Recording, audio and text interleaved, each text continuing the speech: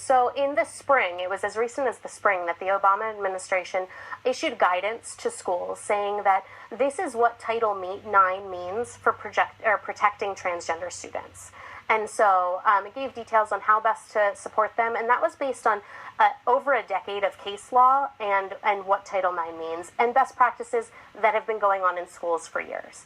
Last night, the Trump administration rescinded that. And so they said that we aren't sure what this means. We don't see the legality of this. We want to consider it all. And so they took away that guidance, which technically doesn't do anything to the rights of our students in schools yet. But what it does tell us is that the administration is pretty callously not supporting transgender students in schools and not understanding what it is to be transgender in schools and what those students need and how critical it is for them. How much will it affect students in our state? Because I know that our state, it's a little I mean, it's not different than other states, but it is a little different. Yeah. We already have school districts deciding, making these decisions for themselves or for their students. And they've gone all different ways. But a lot of school districts in New Jersey already have transgender policies in place. Do you think that this will affect eventually, I know you said right now, you may a difference, but eventually this order or this rescinding of an order, does this affect our students in New Jersey directly? Will it affect Rebecca directly? So the first thing it does is it really changes the climate of knowing that the administration has your back as a transgender student, and I can't say enough about what that meant to trans kids and youth. So it pulls that back. It also opens up the environment for a lot more discussion.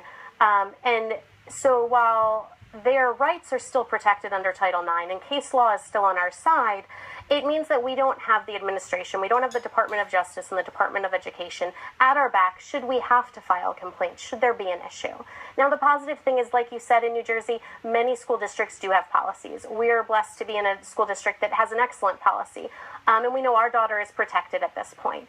But we know that shouldn't be about luck. It shouldn't be about being blessed. These are rights that every transgender student deserves, to have equal and safe access to education. And so my kids' education matters just as much as anyone else's. The Obama administration said transgender should be protected under this existing. Exactly. So that's kind of the question at stake here. And the Supreme Court is going to be hearing a case starting at the end of March about this very thing. Gavin Grimm, a student in Virginia who has filed against his school district for not allowing him to use the boys' restroom with the other boys. And so what his lawyers are saying and what the case is saying is that Title IX does protect transgender student because it's on the basis of his sex. Yes, sex and gender are different, which is part of what the administration is saying, and we agree. Gender identity and sexuality and sex are very different, those three things entirely, but it's still related to how he can access the correct restroom or the correct facilities. And so if it has anything to do with a person's sex, then it is included under Title IX, is the argument being made, which we agree with. In her school now, she's still in elementary school. Yes. So it's different. It's not an issue. It's not as much an issue because I'm guessing in her elementary school, it's individual unless there are hallway bathrooms. There's hallway bathrooms in her school. So she goes to the bathroom in the girls' bathroom just like any other girl. In fact, a number of students at her school happen to know she's transgender, but not everyone does. In fact, when she tries to tell people, they generally don't believe her. So to see her going into a boys' restroom or to watch her having to go to the nurse's office to use a restroom would be very jarring, and it would be disruptive to her day. It would be disruptive to her relationships with her classmates. And so our school district has made it a non-issue, and that's the reason that she's thriving. If it were to become an issue, it would seriously impact her education. And do you think that's what it is, a non-issue? Should it be not an issue everywhere?